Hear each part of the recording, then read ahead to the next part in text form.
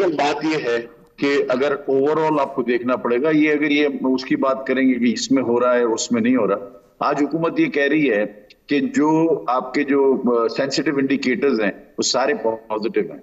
यानी उससे मुराद ये है कि जो है ना वो टमाटर के दाम कम हो गए हैं और आलू के दाम कम हो गए हैं, और ये सारी बातें जो है ना ये इस वक्त हो रही हैं, जो आज आप टीवी देखें उस पर यही बात हो रही है।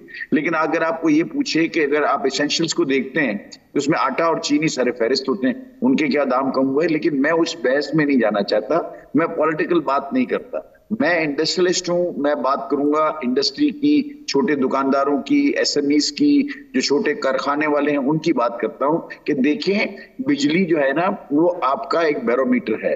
आप बिजली के कंजप्शन को देख लें कि इंडस्ट्रियल कंजप्शन बढ़ गया या कम हो गया। आपको तो यहाँ रोजगार देना है, एम्प्लॉयमेंट देना है। आपको इस वक्त फिक्र किस चीज की करनी चाहिए? देखिए, दो चीजों की फिक्र करनी चाहिए। एक ये कि एम्प्लॉयमेंट लोगों को मिल रही है कि नहीं मिल रही, नंबर वन। नंबर टू जो है ना उसको चेक करना चाहिए कि एक्सपोर्ट इंडस्ट्री चल रही है या नहीं चल रही।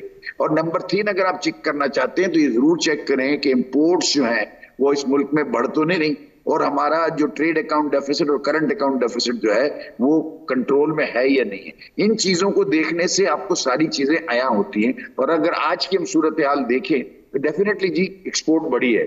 एक्सपोर्ट ये चौथा महीना है कि कंसेक्यूटिवली हम 2 बिलियन को क्रॉस कर रहे हैं। रेमिटेंसेस भी बढ़े। डेफिनेटली जो हमारा करंट अकाउंट डेफिसिट है उसके अंदर डेफिनेटली इंप्रूवमेंट आई है।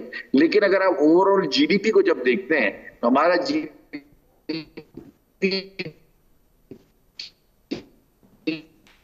320 बिलियन 75 बिलियन पे चला गया। तो एक्चुअली अगर आपका ट्रेड अकाउंट जो है वो श्रिंक हुआ है। जब मैं ये बात करता हूं इसका मतलब ये होता है कि 45 अरब डॉलर की तिजारत इस मुल्क में नहीं हुई या कम हुई पिछले साल के मुकाबले।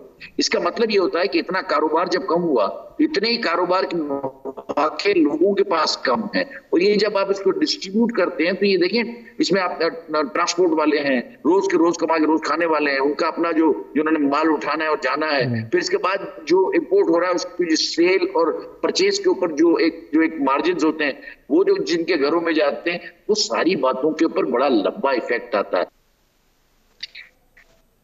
देखें, बात यह है नदीम साहब कि ये जो तनख्वाहों की जो बात करते हैं ये सारा सप्लाई एंड डिमांड का मैकेनिज्म है। अभी जो फरूख सलीम साहब ने कहा ना वो बिल्कुल सही बात है।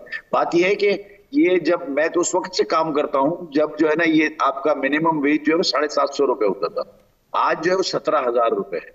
तो देखिए बतदरीज उसके अंदर इजाफा हुआ। मैं मिनिमम वेज की बात करता हूँ। और आज अल्हम्दुलिल्लाह टेक्सटाइल के अंदर कोई शख्स जो है ना वो 25-30 हजार रुपए से कम नहीं ड्रॉ करता, और वो जो है ना उसके अंदर मिलता है। आज ये पोजीशन है जो एक्सपोर्ट की जो पोजीशन है उसके हिसाब से हमको आदमी मिलना मुश्किल हो रहे हैं। ये मैं आपको बता दूं, लोकल इंडस्ट्री जो है ना इंपोर्ट सब्सिडी इंडस्ट्री उसके मसाइल हैं, और एक्सपोर्ट इंडस्ट्री के अंदर माशाल्लाह काम है। तो ये कहना कि देखिए अब ये जो काम कहां से आया, दुनिया में जो 2.5 महीने जो आपका कोविड की वजह से जो दुनिया बंद रही उसके एक वैक्यूम क्रिएट हुआ, एक इन्वेंट्री वैक्यूम।